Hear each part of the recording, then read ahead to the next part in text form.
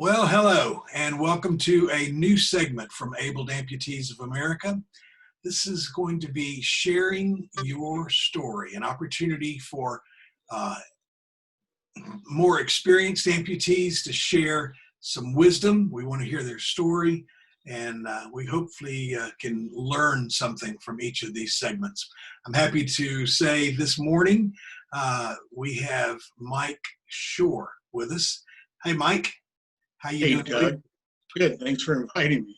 Yeah, thanks for having the time carved out of your day here to spend with us. So first off, we just want to hear a little bit about what happened. You know, what is your you got a $5 story, a $10 story. Let's hear the $10 story. How about that? Okay, that sounds good. By the way, if you're wondering what this backdrop is, my wife's a school teacher. Okay, I was going to ask. All right. Well, 2015, it started. I noticed a lump on the side of my left knee, about the size of an egg. Went to my doctor. He said, "Oh, you know what? That's just a cyst. Here's some cream. Give me a call in a couple weeks." Mm, Well, and within a week, it was growing. It needed its own zip code. It was growing pretty fast. So I called him back, told him what's going on. We had an MRI, and I remember I was picking my son up from high school, and I got the phone call, and he said it was a low-grade cancer, and I heard the C word, and I don't know why. You just telling that right now, I can feel that. It sends some crazy emotions through you because sure. what we all feel that cancer is.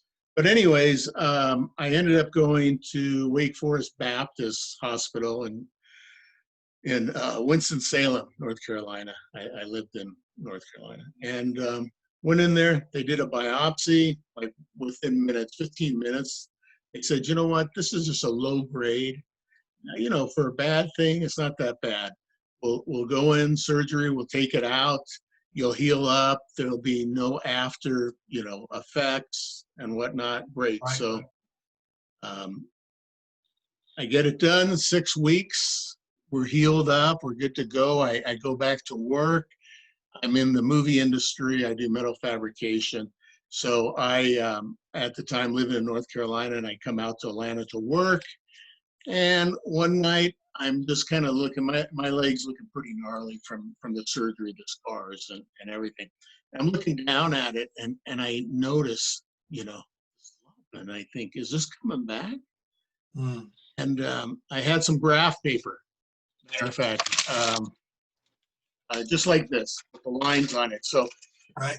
every night, I held it up at the exact same angle. And at the end of the week, I go, this thing it's growing. And I didn't want to tell my wife until, I knew. So we go back to Wake Forest. They do a biopsy, and it's some mutant out of control sarcoma. I end up going through chemotherapy for a year. And by that time, it hadn't metastasized to my lungs. They got that under control. And it was just multiplying the tumor so fast that we had to lose my leg. That was my choice. Are you above the knee or below the knee? I'm above the knee, and when they amputated, I asked the doctor, how long of a limb I'll have. He goes, well, that depends on the cancer. We got to clean the cells out. Right. So I ended up with 4.5 inches of a femur, which is pretty short. But that's one of your first early challenges, I guess, just to. Yes, it is. Finding out through this time now, well, it's, been many years, but the longer a limb you have, the better leverage you have. Right. So the better amputee you have, or if you're below the knee, you have a much more advantage with your gait walking than above the knee. But so there you go. I'm getting around, and that was my story. And thank God I'm cancer free. I get my checkups once a year. So I is that a small price to pay? I think so. Right. So now you have a prosthesis and Yes, I do. I have a C leg. I go through Hanger Clinic, and I I started out with a mechanical leg, right. and after a year of physical therapy and getting the hang of that, I moved up to a C leg.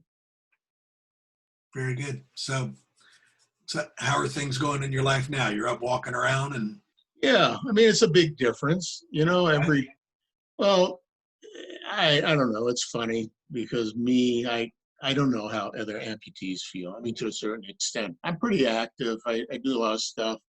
I'm no longer working. I retired under disability because I went back to work for 2 years, and thinking I can do the work and realizing there's limitations.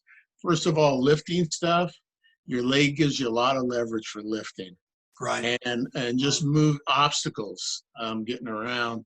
But after like 2 years and thought I was doing okay, I had lifted a piece of steel and bent the wrong way and compressed my spine. So I had to have Hmm. 3 vertebrae plated, fused, and that. But so now I'm doing I'm doing my things. I'm Right. always busy tinkering in the yard and whatnot, and I get around. Are I you mean, that's a goal type setting person, or do you have plans for the future, or do you live just mm, for today? Or I don't I don't think I'm a big goal setting person. I mean, I get up, I do my stuff. I've right? got a project now. I'm kind of building a van camper so I Oh, can go really? visit people across the country Yeah. because I know flying for me is an ordeal.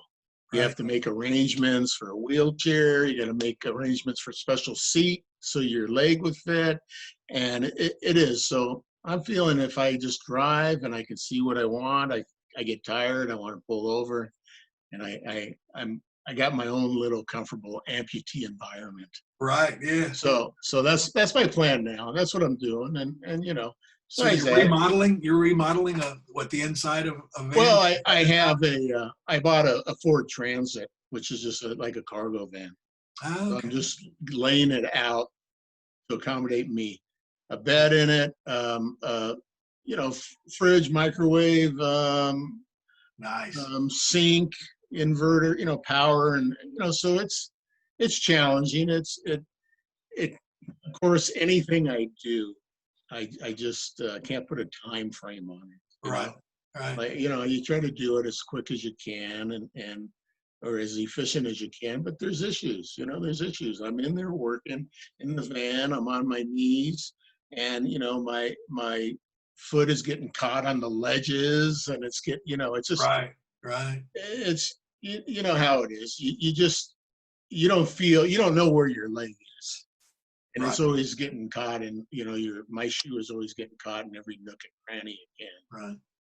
Do you But have any words of wisdom for new amputees watching this? Um, yeah, Anything to I make their would life easier, or you you got know about a minute and a half to share that. So okay, I would say it's not easy, and don't I expected it to see I'm on YouTube and I'm seeing these people running and doing all this stuff, and each person is individual by the length of your amputation, and be patient. I mean, you see all those people, and yeah, it's great motivation. I couldn't find out enough information about amputees and whatnot, um, and you just do it. Be patient, and it's there's a lot of hurdles, and you're going to here I am. I don't know 4 5 years out. And I think about back at the beginning that I'll never walk again. I'll never. And now that's the furthest thing from your mind. right, you've gotten through that So stage. Yeah. so yeah. You just gotta just stick with it. Be patient, and it's gonna happen. Oh, very good. You're Well, gonna make it happen.